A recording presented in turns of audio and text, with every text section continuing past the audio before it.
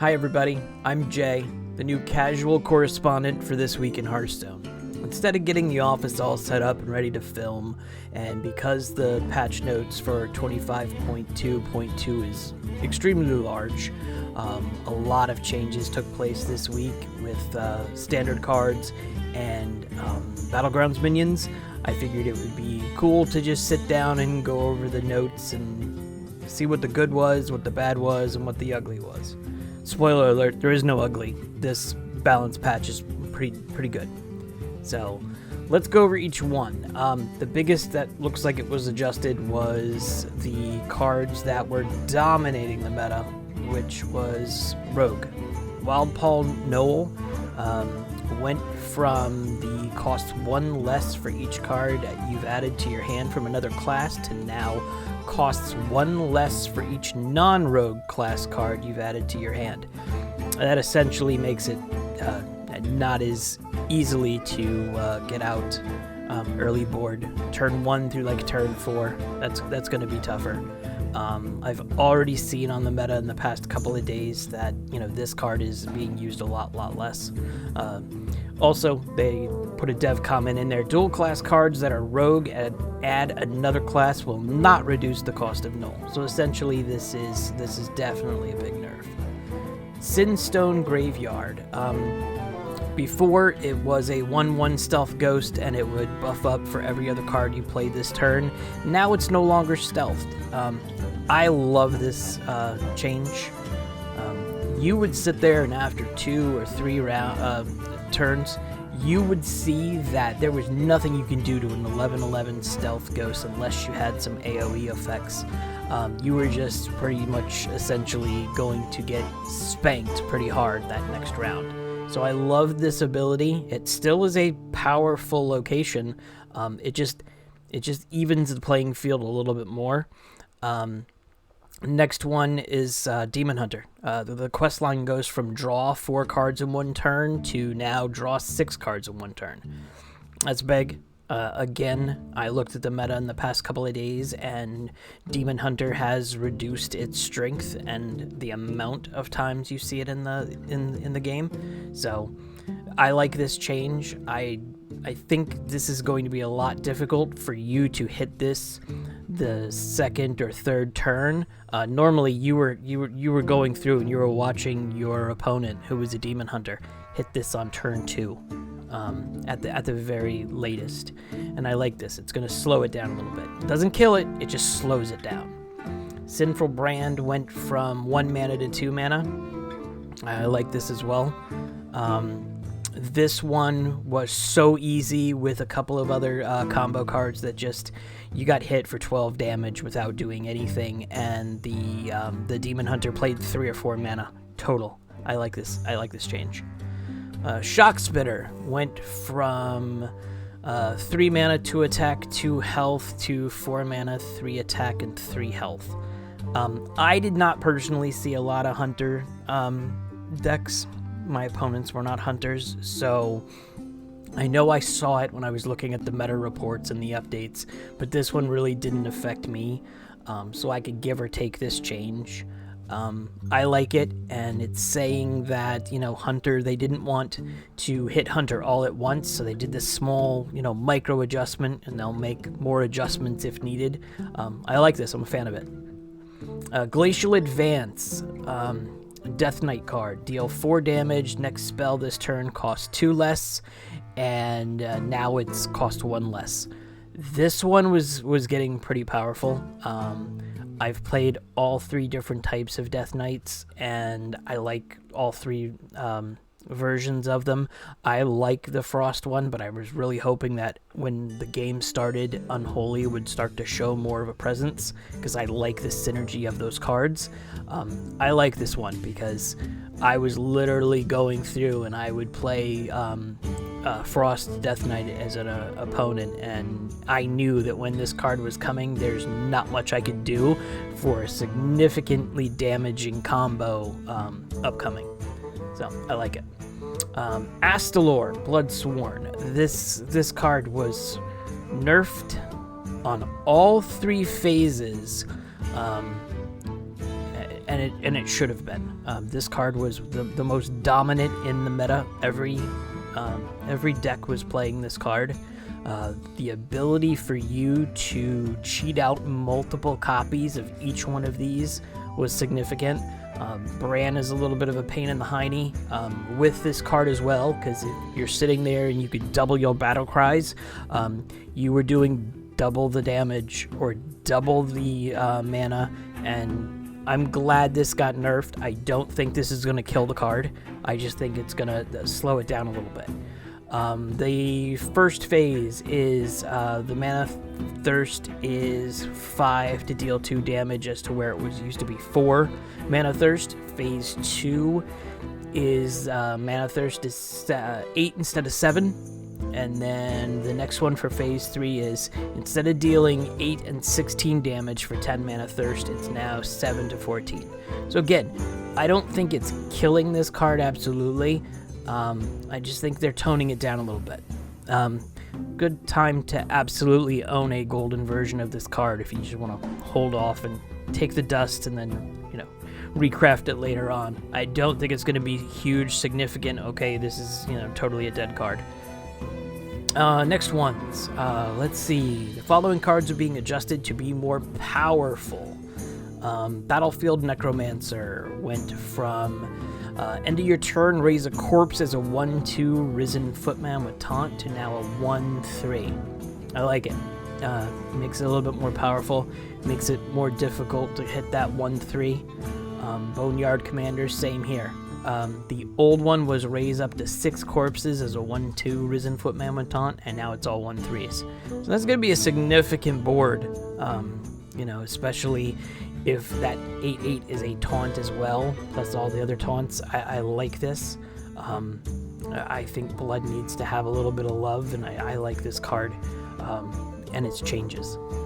Unholy Frenzy went from 3 mana to 2 mana.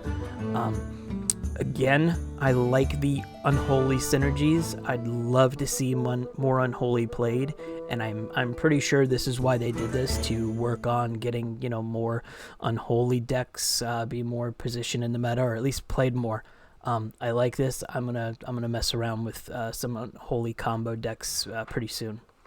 Wither went from 2 mana to 1 mana. I like this as well. Bone Caller. I don't play Priest personally. I will probably be not happy that this change went through and be complaining about Priest. But it went from 2 attack, 4 health to 2 attack and 5 health. We'll see what happens with that one. I'll probably hate this one as well. Haunting Nightmare. Priest and me, we don't get along with most of the metas. It's just a class that I don't personally enjoy, but it is what it is. The Haunting Nightmare old is 3 attack, 3 health, and a death rattle of haunt a card in your hand. When you play it, summon a 3/3 soldier. And now it's buffed with a little bit more health, a little bit more attack, same health, and now it'll summon a 4/3 soldier. I have not seen this card, I don't think, ever. So we'll see what happens. I'm not worried about this one. This one here, High Cultist Basilev.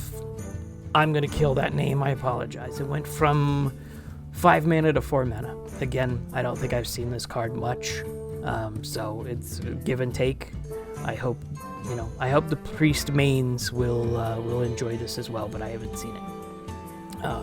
Darkon Drethier, and I'm probably murdering that name as well, apologies. It went from 8 mana to 7 mana, and the card text is still Lifesteal, and at the end of your turn, deal 6 damage to the enemy hero.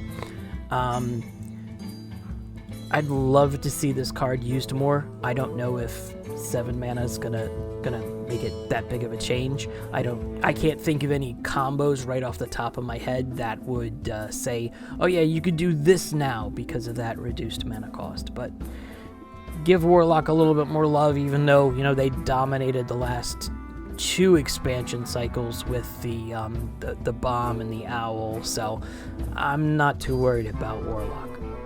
An Infantry Reanimator went from 6 mana to 5 mana. That's cool. I'm not worried about this. I haven't used the Infantry Reanimator, but there's some synergy here, maybe. If you can keep Darkon on board, there's some definite synergy. Actually, no, doesn't even matter. See? Don't listen to me. Resurrect a friendly undead. It's already dead, so this one can die. Doesn't need to stay on the board. Don't listen to me. Vengeful Walloper. One of my favorite arts on the cards this entire expansion. And this expansion had some heavy hitters. Went from 7 mana to 6 mana. I like this card, like I said. I would love to be able to put this in more decks, and I think that this is an option now. I think this could definitely be a problem if you have some synergies there. 2 mana 5/5 rush. I mean, that could get something. Absolutely could get something, especially with Sinful Brand. But anyway, Energy Shaper went from 4 mana, 3 attack, 5 health to 3 mana, 3 attack, and 4 health. I don't think anybody on my side has seen this. My wife is a mage main, and I don't think she's ever even looked at this card. So, give or take, we'll see what happens. But I don't think this one's gonna move anything. I do like it. Transform all spells in your hand into ones that cost 2 more.